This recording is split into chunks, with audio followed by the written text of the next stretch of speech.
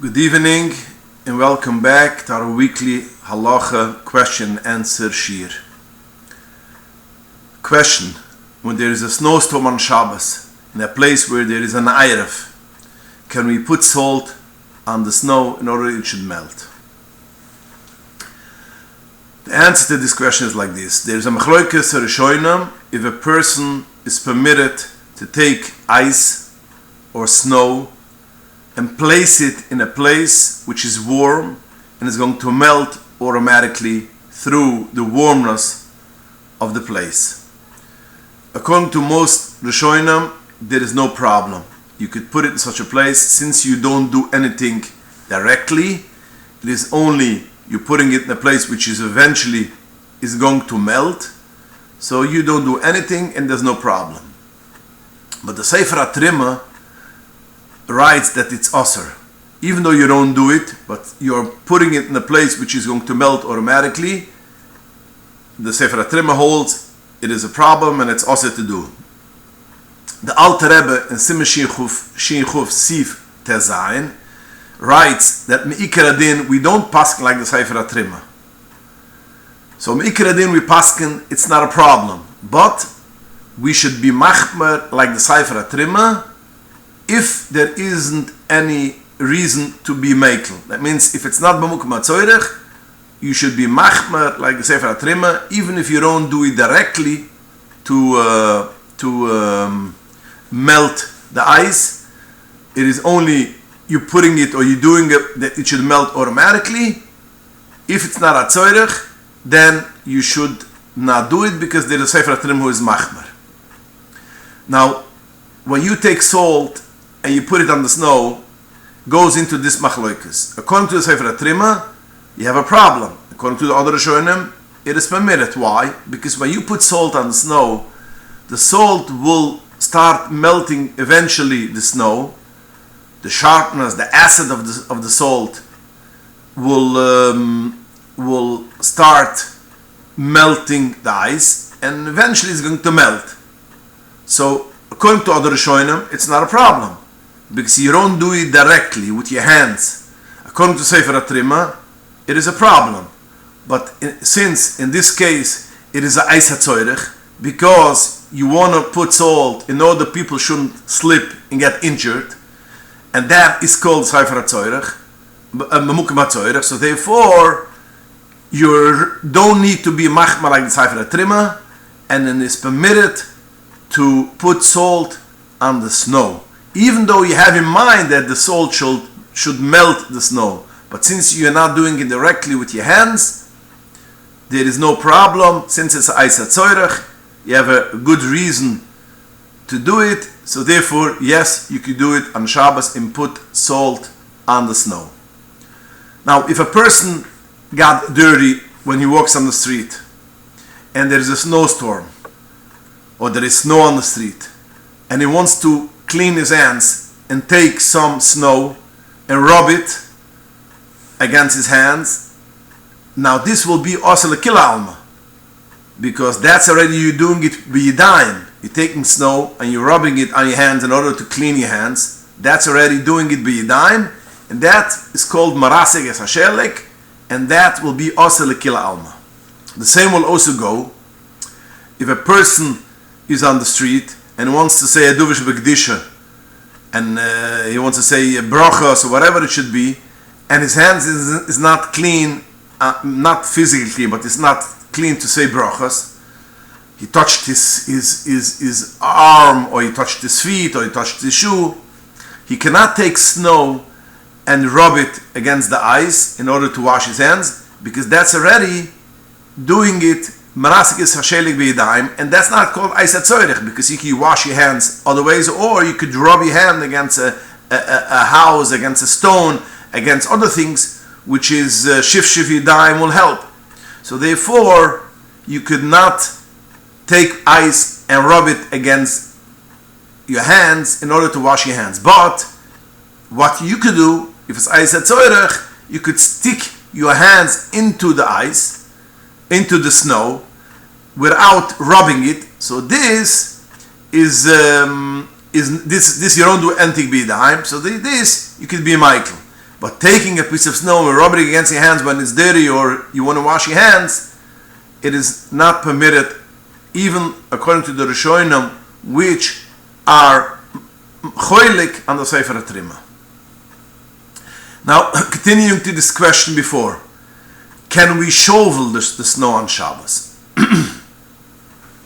Shovel the snow on Shabbos we're going in a different angle, because when you shovel the snow on Shabbos, it does not go in to the gather of problems of risik shelek, of crushing snow. This will go in because usually when you take a shovel, you don't melt it. You just pick it up with the shovel and you put it inside. But it goes into other problems. We know that there's a machloikes hapoiskim if snow is miksa.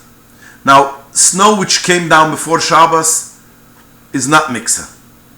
But snow which came down in Shabbos, fell on Shabbos, is a machloikes haposkim. Some poskim say it is not miksa, but a lot of poskim do say it is miksa. We know the Alter Rebbe holds it is miksa. We know the story which the Friediger Rebbe writes in Sefer HaSichos Tufresh Tzadik Vov, that once Shmini Atzeres fell on Shabbos and was a big snowstorm, and the Alter Rebbe said that you should say for the goy, the Russian goy, beremize, that he should know that we cannot eat the sukkah on Shmini Atzeres since there is snow on top of it. That means he should understand from it that he has to clean the snow. So we see clearly the Alter Rebbe holds that snow which fell on Shabbos is miksa. It's miksa because of noilet. The same holds the Chassam Sofer in his Shivas, Narachaim Simon Paites, Igres Moshe, and other poskim hold that snow which fell on Shabbos is miksa. So snow which fell on Shabbos is miksa, and you should not move it. Even when it fell before Shabbos and it wasn't mixed, it's not noilet, but the poskim say that a person should not shovel it himself, because even if you hold that the poskim is not miksa, you're going into the problem of zilzal b'Shabbos. Taking a shovel, you yourself, is a zilzal in Kvat Shabbos, and therefore you should not shovel the snow on Shabbos, only through a goy. A goy could do it, that shouldn't be a problem. But a yid himself, if it's in Shabbos, it's a problem of miksa. If it's before the Shabbos, a problem of zilzal Shabbos. Now, ba'oifen, which you cannot have a goy to come, and it has to be moved a little bit, the snow. If it's on a concrete floor, you could be make laise tzorich gudel. That means people have to come in shul, and it's really dangerous to walk on the snow. So then there is, if it's a concrete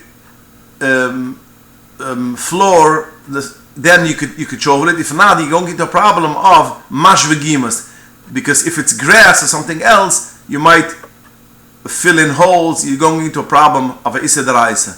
But that's only really extreme cases which you cannot have a goy come doing it, and you have to make some kind of path, and it's really dangerous. Then you could, because even though it's miksa, you could still being metaltal because you need it to make a path, but that's only the tzorich gudel.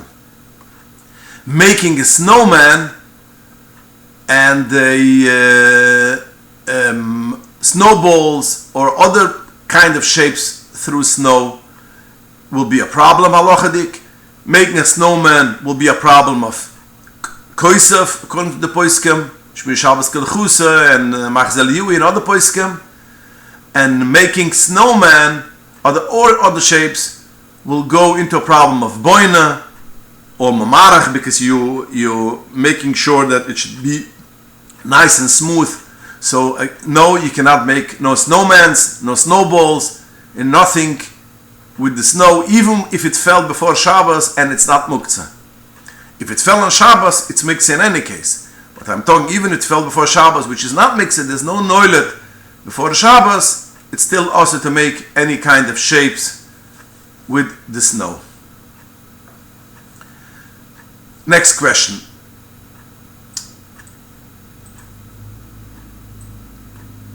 I learned that you are not allowed to make or have a three-dimensional form of a person. How then are we allowed to make or have dolls?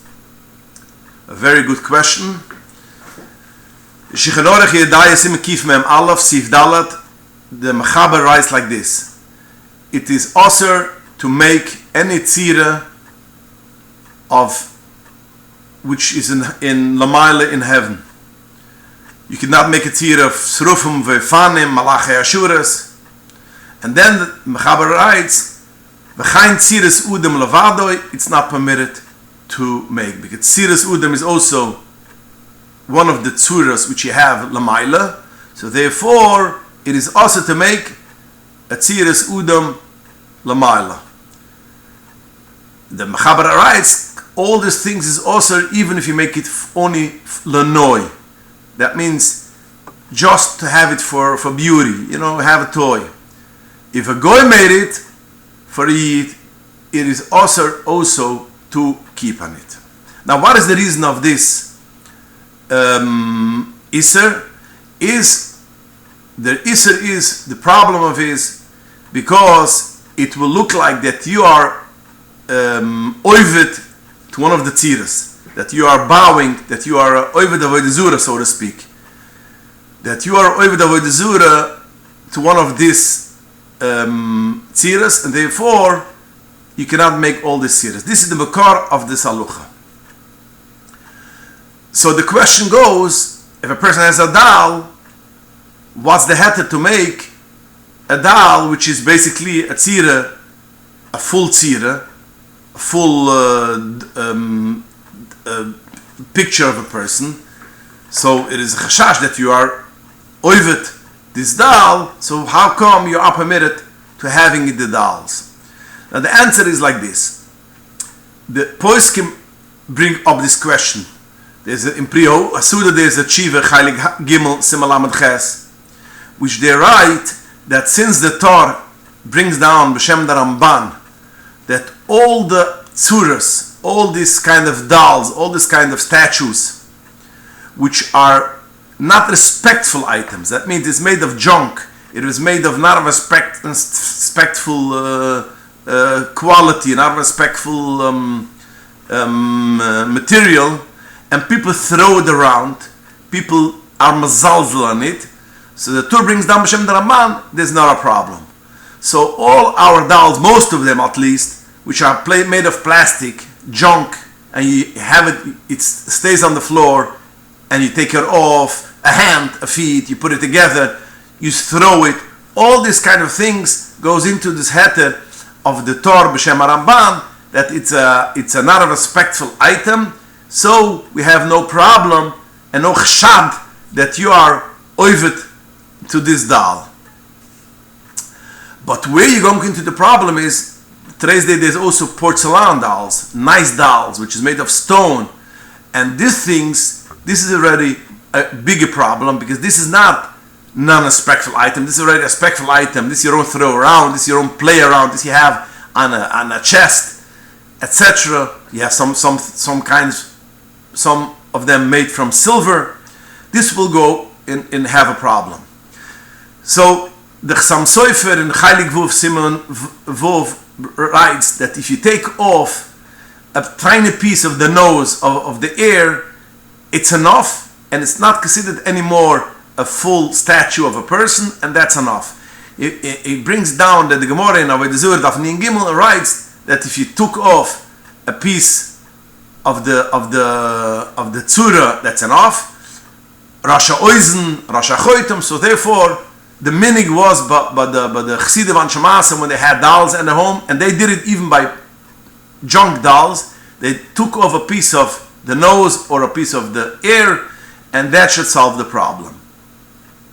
But even if you don't do it, we have some kind of heter, which the Chai Udim brings down in Klal Pai Aleph, in the Igris Moshe, in Yeridaya, Simanin High, which he says, Bizman Hazeh, today's day, that people do not bow and do not worship any statues. So you could be more lenient, but it's only a limit chis. That means only if somebody didn't do it, that means you're going to a house and you know that person will not be maskem, will not agree to take off a piece of the nose or a piece of the ear.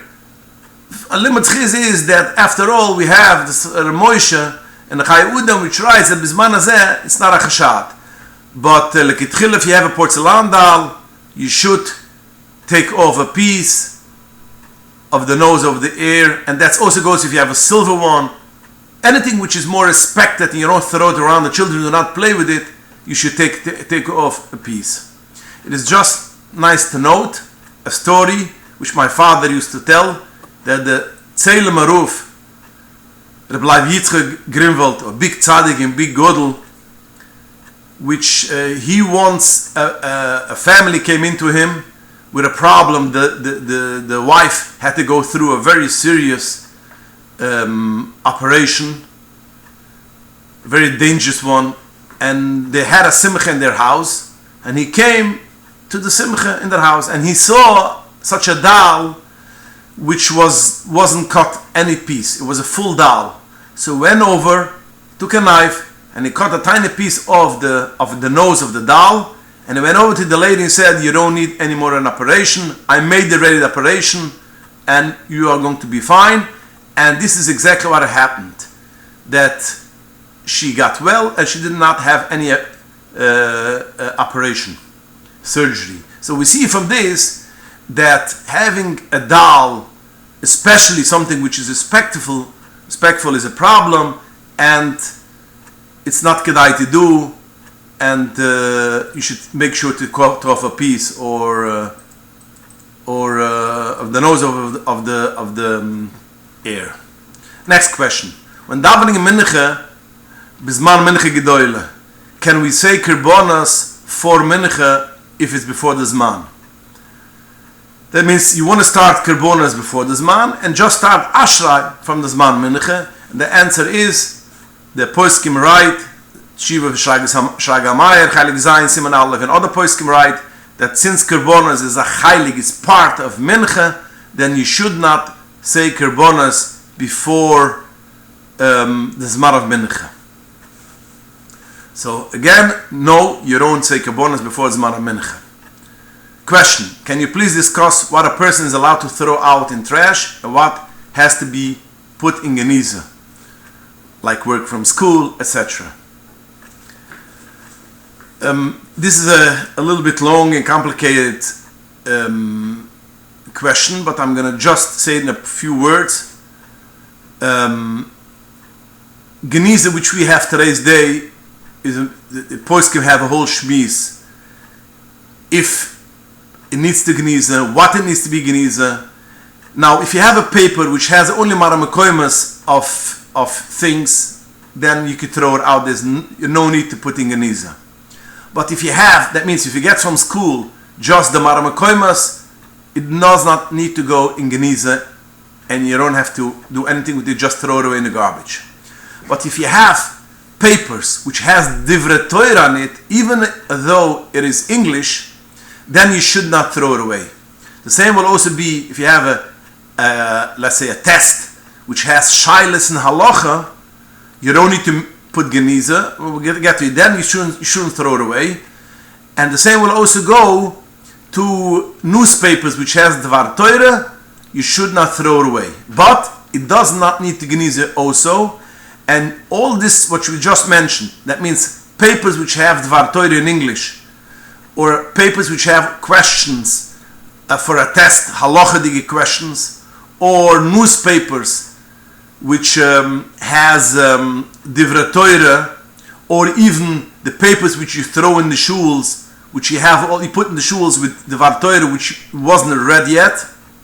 All these things you don't need to make geniza, but you don't throw it away. What do?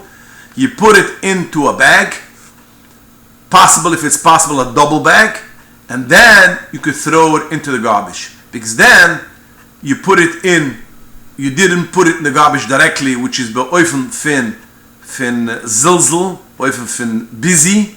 You put it in kis betoch kis, or even if you can't, even in one bag, and then you could put it in, because it's not really shaymas, but it has some duvah shebekdisha.